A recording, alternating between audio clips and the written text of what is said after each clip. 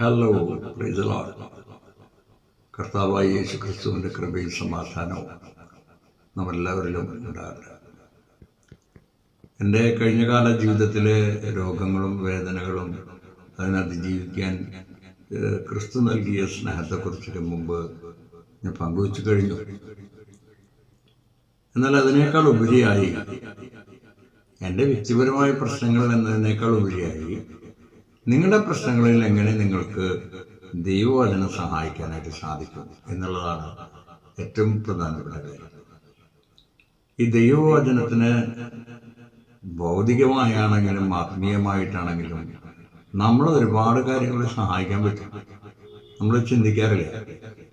ഞാൻ ഒരു ഒന്നോ രണ്ടോ ഹോസ്പിറ്റലിൽ മാരകരോഗബാധിതരെ ഒബ്സർവ് ചെയ്യുന്ന ആൾ കൂടിയാണ്. അപ്പോൾ അവരെ സന്തോഷിപ്പിക്കാനായിട്ട് എന്ത് ചെയ്യും എന്നൊക്കെ ഞാൻ ഓർക്കാറുണ്ട്. അപ്പോൾ അതിനെ കണ്ടെത്താനായിട്ട് പറ്റിയൊരു മാർഗം ഒരു പ്രത്യേക രീതിയിലുള്ള കയ്യടികളും മസാജുകളൊക്കെയാണ്. അത് ഞാൻ മുൻപൊരു വീഡിയോയിൽ ചെയ്തിട്ടുണ്ട്. സംശയമുള്ളവർക്ക് എന്നെ വിളിക്കാം, ഞാനത് തീർച്ചയായിട്ടും പറഞ്ഞുതരാൻ സന്നദ്ധനാണ്. ഈ കാര്യങ്ങൾ ഞാൻ മനസ്സിലാക്കിയത് വിശുദ്ധ ബൈബിളിലെ തിരുവചനങ്ങളിൽ നിന്നാണ്.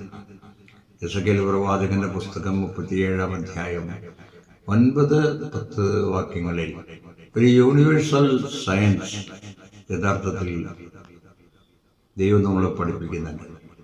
അതിൽ തിരുവചനം ഇങ്ങനെയാണ് പറയുന്നത്: മനുഷ്യപുത്ര, ജീവവായുവിനോട് പ്രവചിക്കുക, ജീവവായുവെ, നീ 4 അറകളിൽ നിന്ന് വന്ന് ഈ നിഹിതന്മാരുടെ മേൽ വീശുക.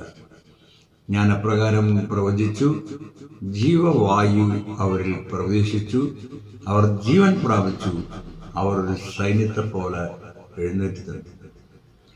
ഓക്സിജന്റെ അവൈലബിലിറ്റിയെ കുറിച്ച് അല്ലെങ്കിൽ പർപ്പസ് ഓഫ് ബ്ലഡ് സർക്കുലേഷൻ എന്ന് പറയുന്ന സയൻസിനെ കുറിച്ച് വിശുദ്ധ ബൈബിൾ ആദ്യമായിട്ട് നമ്മളെ പഠിപ്പിക്കുകയാണ്. നമ്മുടെ ശരീരത്തിൻ്റെ ഓരോ സെല്ലുകളിലേക്കും എങ്ങനെ നമുക്ക് സർക്കുലേഷൻ വർദ്ധിപ്പിക്കാം, എങ്ങനെ ഓക്സിജന്റെ അളവ് വർദ്ധിപ്പിക്കാം എന്നൊക്കെ എനിക്ക് വ്യക്തിപരമായിട്ട് സ്നേഹയോഗ്യമായിട്ട് കണ്ടെത്താൻ സാധിച്ചത് ഈ തിരുവചനങ്ങളിലൂടെയാണ്. വളരെ നിരാശയും കഷ്ടപ്പാടുകളും വിഷമങ്ങളും നിറഞ്ഞ ജീവിതത്തിൽ ചിലപ്പോഴൊന്ന് തല നിവർത്തിയിരിക്കാൻ പോലും പറ്റാത്ത വിധത്തിൽ നാം തളർന്നു പോകുമ്പോൾ അവിടെ ഈ ദൈവവചനം നമ്മളെ വളരെയധികം സഹായിക്കും. അത്തരത്തിലുള്ള ഒരു മനുഷ്യനെയും വിശുദ്ധ ബൈബിളിൽ ഞാൻ കണ്ടെത്തിയിട്ടുണ്ട്. അത് വിശുദ്ധ ലൂക്കായുടെ സുവിശേഷത്തിലെ 5-ാം അധ്യായത്തിലെ ശിമയോൻ പത്രോസ് എന്ന് പറഞ്ഞ മനുഷ്യനാണ്. നമുക്കറിയാം, പത്രോസ് ശ്ലീഹ ആദ്യത്തെ മാർപ്പാപ്പയെന്നറിയാം. പക്ഷെ ആദ്യത്തെ പേരാണ് ശിമയോൻ. സൈമൺ എന്ന് പറയുന്ന വാക്കിന്റെ അർത്ഥം തന്നെ ദൈവത്തിലേക്ക് വിളികേട്ടവൻ എന്നാണ്. പക്ഷെ പേരുള്ള സമയത്ത് അദ്ദേഹത്തിന് അതിന്റെ അർത്ഥം പോലും അറിയത്തില്ലായിരുന്നു. അബ്ദുൽ അസീസ് എന്ന് പേരുണ്ടായിരുന്ന സമയത്ത് ദൈവത്തിന്റെ വിശ്വസ്തനായ അടിമ എന്നാണ് ആ വാക്കിന്റെ അർത്ഥം എന്നെനിക്ക് മനസ്സിലായില്ല. സൈമൺ ദൈവത്തിലേക്കാണ് വിളികേട്ടവൻ എന്ന് മനസ്സിലാക്കാതെ അവൻ്റെതായ ജീവിതശൈലി അനുസരിച്ച് അവൻ ഓടി നടന്നു.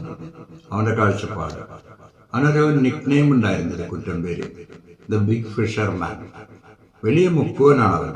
ഇഷ്ടം പോലെ മീൻ പിടിക്കും. എല്ലാ മീനുകളെ കുറിച്ചും അവനെ അറിയാം. ആ മനുഷ്യനാണ് ഒരു മീൻ പോലും കിട്ടാതെ കടൽ തീരത്ത് നിരാശനായിട്ടിരിക്കുന്നത്. അവിടെ വെച്ചാണ് അവൻ യേശുവിനെ കാണുന്നത്.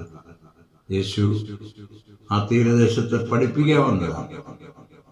അവനെ കണ്ടപ്പോൾ യേശു അവന്റെ കണ്ണുകളിലേക്ക് നോക്കിക്കൊണ്ട് പറഞ്ഞു, സൈമൺ, കം വിത്ത് മീ, നീ അരികിലേക്ക് വരിക. അങ്ങനെ ആദ്യം യേശു വിളിപ്പിക്കുക ചെയ്തത്. പ്രിയപ്പെട്ടവരെ, നമ്മുടെ ജീവിതത്തിലും പ്രതിസന്ധികൾ വരുമ്പോൾ ആദ്യം ചെന്നിരിക്കേണ്ടത് ദൈവത്തിന്റെ സന്നിധിയിലാണ്, അല്ലാണ്ട് പ്രശ്നങ്ങളിലേക്കല്ല. ദൈവത്തിലേക്ക് നോക്കി ഇരുന്നാൽ അവൻ നമ്മളെ വിളിക്കും. നമ്മുടെ പ്രശ്നങ്ങൾ എന്താണെന്ന് മനസ്സിലാക്കാൻ അവിടെയാണ് അത്ഭുതകരമായ ദൈവകൃപയുടെ വഴികൾ നമ്മുടെ മുമ്പിൽ തുറന്നു വരിക. കർത്താവിനെ മഹത്വപ്പെടുത്താൻ നമുക്ക് സാധിക്കട്ടെ. കാരണം അവൻ നമ്മളതുപോലെ സ്നേഹിക്കുന്നുണ്ട്. ശിമയോൻ യേശു പറയുന്നത് കേൾക്കുന്നു. യേശു പറഞ്ഞതനുസരിച്ച് അവൻ വഞ്ചി ഇറക്കുന്നു. ആദ്യം ഒരു വടി തോന്നി, കാരണം യേശു ഒരു മുക്കുവനല്ല. ഇയാൾക്കാണെങ്കിൽ എല്ലാം അറിയാം. പക്ഷെ അറിവുള്ളതിൻ്റെ എല്ലാം മാറ്റിവെച്ച് അയാളുടെ വഞ്ചി ഇറക്കുന്നു, വല നിറയെ മീൻ കിട്ടുന്നു, അയാളുടെ ജീവിതം വിജയത്തിലേക്ക് കുതിച്ച് ചാടുന്നു. നമ്മുടെ ലൈഫും അങ്ങനെയായിട്ട് മാറണം. അപ്പോൾ ഈ ഞായറാഴ്ച ദൈവവചനം പഠിക്കാനായിട്ട് ആഗ്രഹിക്കുക, ഇനിയും ആഗ്രഹിക്കുക. ദൈവവചനം പഠിക്കുക എന്നുള്ളതാണ് ഏറ്റവും പ്രധാനപ്പെട്ട കാര്യം. അതിനായിട്ട് സർവശക്തനായ ദൈവം അവിടുത്തെ ജ്ഞാനം നൽകി നമ്മളെല്ലാവരെയും അനുഗ്രഹിക്കട്ടെ. ആമേൻ. ഹല്ലേലൂയ.